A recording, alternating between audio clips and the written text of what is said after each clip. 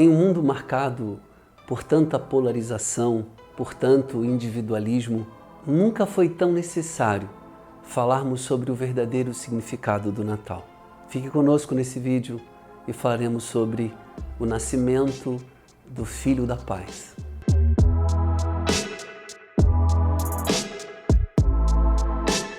Para introduzir esse vídeo, então, para falar sobre a vinda de Jesus, o qual nós vamos comemorar agora o Natal, eu quero ler um texto de Isaías, no capítulo 9, verso 6, e ele diz assim: Porque o menino nos nasceu, um filho nos foi concedido, o governo estará sobre os seus ombros, o seu nome será Maravilhoso, Conselheiro, Deus Forte, Pai da Eternidade e Príncipe da Paz. Falar sobre Jesus é falar sobre uma revolução que aconteceu há 2000 anos atrás. O significado do Natal passou a ser uma troca de presente apenas, onde nós damos e recebemos presentes. Mas talvez se pararmos para ver a grande mensagem que é trazida através desse menino que nos nasce, e o nome é Conselheiro, Deus Forte, Pai da Eternidade, Príncipe da Paz, nós poderíamos então rever através da sua história o que significa verdadeiramente o Natal. Jesus expressa na sua vida o verdadeiro amor. É o primeiro mestre a colocar dentro da discussão e da visão dos rabinos as mulheres, por exemplo, essas que seguiram ele em seu ministério. É o primeiro a colocar as crianças como objeto desse amor e da visão de um grande profeta. Quando ele diz, vinde a mim as crianças, porque das tais é o reino dos céus. Esse Deus que nasce homem e se revela aos menos favorecidos. Jesus, em seu nascimento, nos traz a percepção de que precisamos olhar para esse mundo de uma forma diferente. Não olhar simplesmente para o nosso umbigo, mas olhar para as pessoas à nossa volta. Se tem um verdadeiro significado do Natal é a expressão do amor. Não da troca de presente simplesmente, mas da percepção das pessoas. Além de ser o mestre do amor que introduz as pessoas que não eram vistas naquela época, os marginalizados, as prostitutas, Jesus também era o príncipe da paz. O instrumento da ação desse menino que nasce, que vive entre nós, é da paz.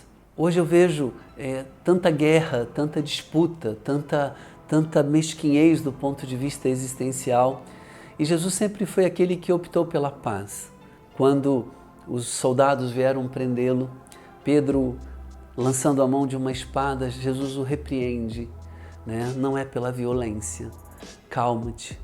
Além de apregoar a paz, Jesus então mostra através de uma parábola de que quem nos ajuda, quem nos ama, não tem muito a ver com a cor, com a etnia, não tem muito a ver com a religião em si, e nem mesmo com a própria nacionalidade. Os judeus eram muito adversários dos samaritanos, e na sua vida ele vai dizer que quem nos ajuda, talvez em momentos mais difíceis, são as pessoas menos prováveis.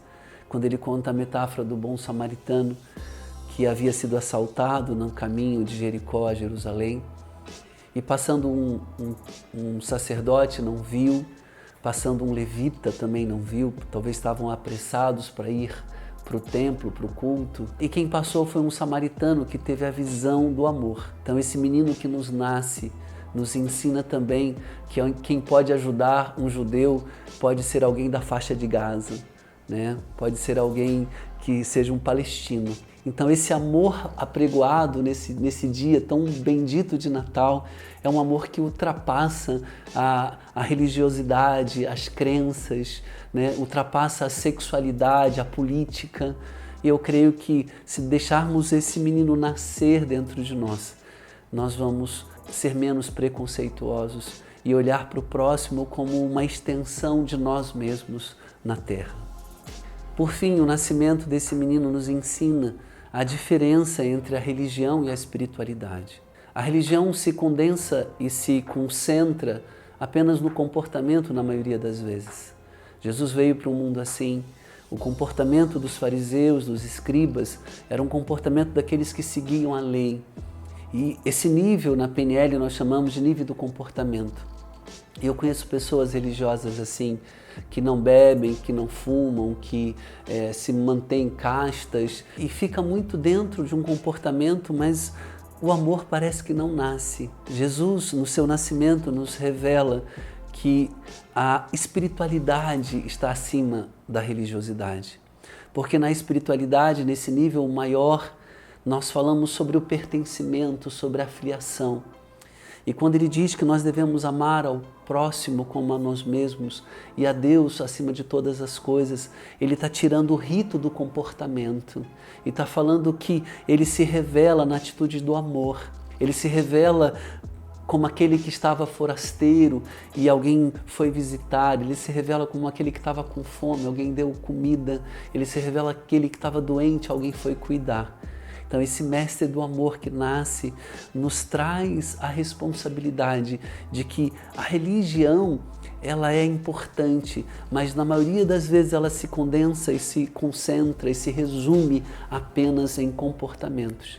Mas a espiritualidade está acima de qualquer conceito. É esse próximo que eu olho como a minha imagem e semelhança. É esse Deus que eu amo ao preservar esse planeta. É esse Deus que eu amo ao preservar a sua obra, ao defender a justiça. E essa visão de Jesus da espiritualidade é algo incrível, porque ela não está nos templos, onde ele pouco ficou. Ela não está na religião, o qual ele até condenou e repreendeu. Essa espiritualidade está no amor, está nesse poder, que não se resume apenas a um amor erótico, né? Mas o amor filos, de olhar para essa humanidade com um olhar de igualdade, olhar para essa humanidade com um olhar de pertencimento. Eu sempre digo que o momento mais espiritual da minha vida foi num jogo Brasil e Uruguai, no Rio de Janeiro, nas eliminatórias da Copa dos Estados Unidos. O Brasil estava ganhando de 1-0 e precisava daquele resultado, e se o Uruguai empatasse, nós dependeríamos de outros resultados. E lançaram a bola para Romário no meio campo, já quase no final, e ele avança, e ele dribla o goleiro, e ele toca a bola para o fundo das redes, e eu estava na geral. E de repente eu me vi abraçado por tanta gente que eu não conhecia, naquela euforia de ser brasileiro, de pertencer. Eu acho que isso é espiritualidade.